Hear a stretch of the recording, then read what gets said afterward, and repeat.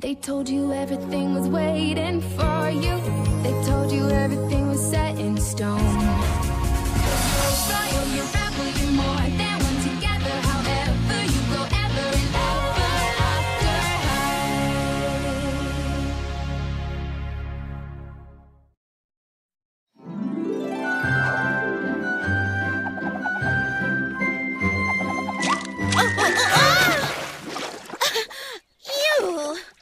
Езерото е покрито с луз.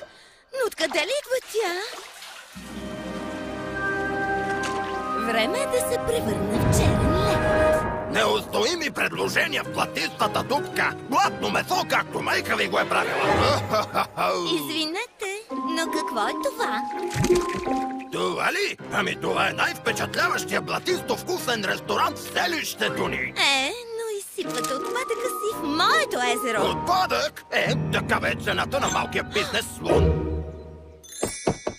Рейвън, случи се нещо и ми трябва едно от твоите злодейски заклинания, за да... Искаш да ти помогна, след като накара онзи еднорог да ни намушка в класа по опитомяване на зверове? Въздичка не мушка силно. О, Декс, наистина ми трябва помощта ти. Вие ми напръскахте очилата с еликсир за двойно виждане. Какво чак толкова? Беше забавно. Дукесо. Езерото е в беда.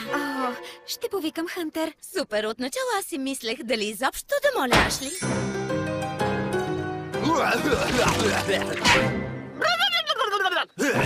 Елами!